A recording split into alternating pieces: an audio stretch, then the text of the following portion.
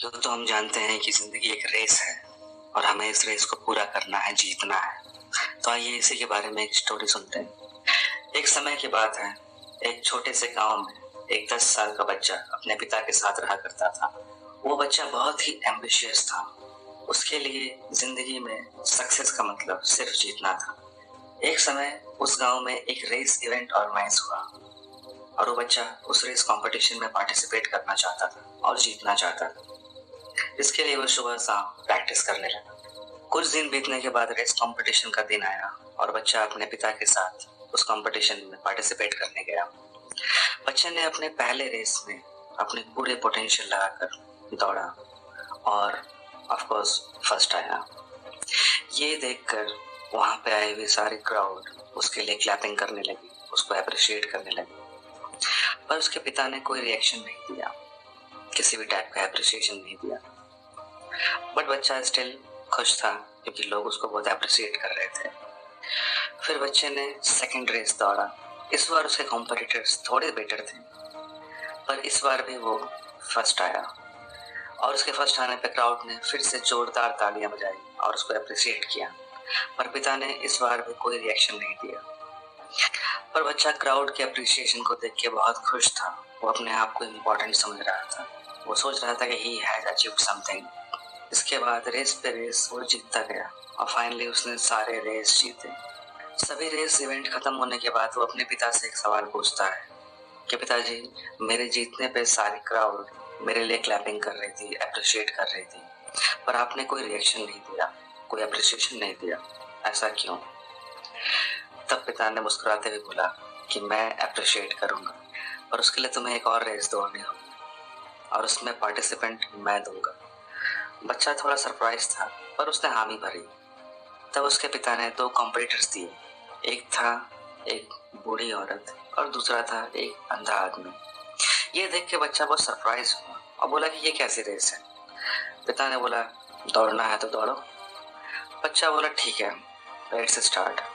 तीनों लोग लाइन पे लग गए और रेस स्टार्ट हुई। बच्चे ने फिर जी जान लगा के दौड़ा और फर्स्ट आया। पर इस बार क्राउड में से किसी ने तालियां नहीं बजाई, किसी ने अप्रिसिएशन नहीं दिया। ये देख के बच्चा बहुत सरप्राइज्ड हुआ। फिर अपने पिता से वो पूछता है कि ऐसा क्यों? पिता ने बोला, ठीक है, तुम एक बार फिर दौड़ो और इस बार अपने दोनों कॉम्पिटिटर्स को साथ लेके दौड़ो, साथ लेके फिनिश लाइन तक जाओ। बच्चा पहले सरप्राइज हुआ कि किस टाइप की रेस है, पर कुछ देर सोचने के बाद वो फिर से लाइन में लगा और इस बार रेस स्टार्ट होने पर वो अकेले नहीं बल्कि उन दोनों का हाथ पकड़ के चला और धीरे धीरे रेस कंप्लीट की। जैसे ही रेस कंप्लीट हुई, पब्लिक ने बहुत जोरदार तालियों से उसको अप्रिशिएट किया और इस बार इसके पिताजी ने भी मुस्कुरा के उसको तालियां दी। बच्चा बहुत सरप्राइज हुआ कि इस बार विनर तो कौन है, कौन फर्स्ट आया और ये पब्लिक किसके लिए तालियां बजा रही है। तब उसके पिता ने उसे समझाया कि बेटा, ये रेस तुम्हारा बेस्ट रेस था। इससे पहले जितने भी रेसें तुमने जीती, उनसे कहीं ज्यादा बड़ी जीत तुम्हें इस रेस में मिली। इस बार पब्लिक किसी जीत के लिए, किसी विनर के लिए नहीं, बल्कि तुम्हारे काइंड एक्ट के लिए वो तालियां बजा रही हैं। इस बार तुम्हारी जीत किसी को हरा के नहीं, बल्कि दूसरों को जीत के तुम्हारी जीत हुई है। सो दोस्तों, इस ब्यूटीफुल स्टोरी से हमें क्या सीखने को मिलता है? हम रियल लाइफ में भी दौड़ ही रहे हैं, जीतना चाहते हैं, दूसरों को हरा के या जैसे भी। बट एक बात हमेशा याद रखना कि दौड़ना जीतना अच्छी बात है, हमें जिंदगी में जीतना है, पर कभी कभी हमें थोड़ा रुक कर जो हमसे कमजोर है, जो हमसे पीछे छूट गए हैं, उनका हाथ पकड़ के भी चलना चाहिए।